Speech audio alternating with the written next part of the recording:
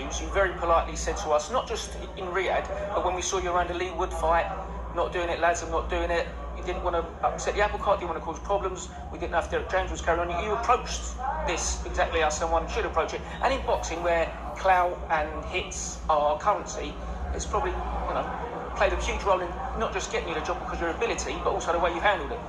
Yeah, I just think, do you know what it is? You've got to look at the situation and, okay, if I have a prospect coming through and I want to try and push him, I might do some interviews if we can keep it based on, as much as possible, based on that prospect. In terms of Anthony Joshua, there's not much difference I'm going to make in terms of selling his fight and promoting him and doing this and doing that. I'm not going to scratch the surface on any of that stuff. So, it just doesn't make sense, So there was all these questions and just, I'm really keen for his performances to do the talking. Was it easy for you, though, in the build-up to... Because people do question him so much, people do talk about his state of mind so much, the changing of trainers, the moving of countries.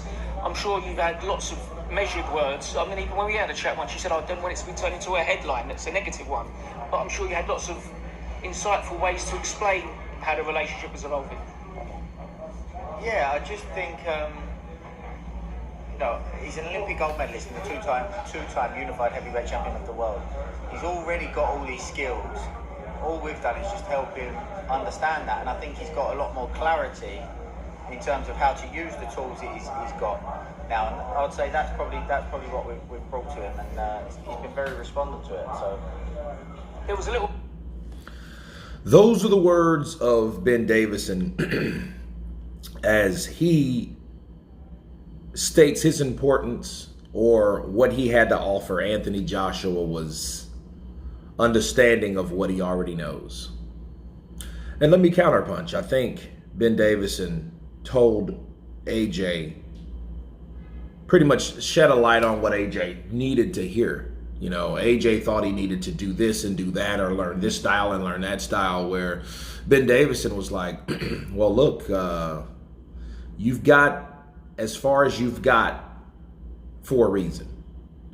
You've held 3 different belts, 2 different times, Olympic gold medalist, high knockout rate, good boxing pedigree. I think you should realize that. You need to be exactly who you are, not someone that likes to box or you need to be exactly the guy that you were meant to be. And as far as sacrificing his own body for his mind, that's basically getting in there with AJ and making him understand, like, hey, this is what you need to do to unlock who you really are, not who you try to bury who you used to be. And then that's what I feel AJ done for a long time. I think Anthony Joshua was a fighter that felt he needed to destroy the guy or just the guy that he was. Just totally, hey, let me ignore who that guy was so I can be someone else that, oh, by the way, no one really respects and always questions. That's what I'm going to do. You know what I mean? And the reality of it, or the possible reality is, if he was a guy, if he was a guy that was injured during the Andy Ruiz fight, why would he think he needed to make all these changes? The Alexander Usyk fight was different simply because Alexander Usyk had a different pedigree than Andy Ruiz. Andy Ruiz was that guy that he put in there that, yeah, he could box him easy and all this stuff. But I think the second fight, because he made one mistake in the first fight, whereas he got hit with a shot that his body wasn't prepared for because he was injured. A lot of people don't understand that that's the narrative floating around. And he hasn't confirmed it or denied it. So you have to still understand that. That's been years ago. Nonetheless, he got beat. No excuses, right? But, a lot of people were saying that throughout the circles before the fight even happened.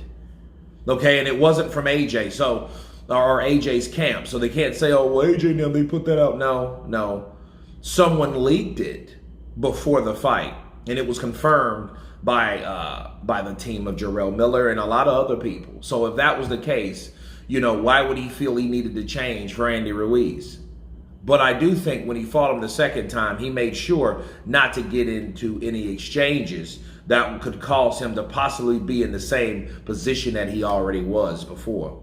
Okay? And I don't think that he liked that position, not so much. But I think Ben Davison has been a great asset to him, and being a trainer is pretty much about how mentally you can inspire, connect, okay, with a fighter. Okay, it's not about changing him. It's about making him understand that, hey, you're already a bad mother sucker anyway. So, I think that you need to understand that, and our job is to show you or show yourself how good you are. But anyway, you guys tell me what you think of Ben Davison and his relevancy with Anthony Joshua. Of course, please subscribe. And you guys been Counterpunch. Peace!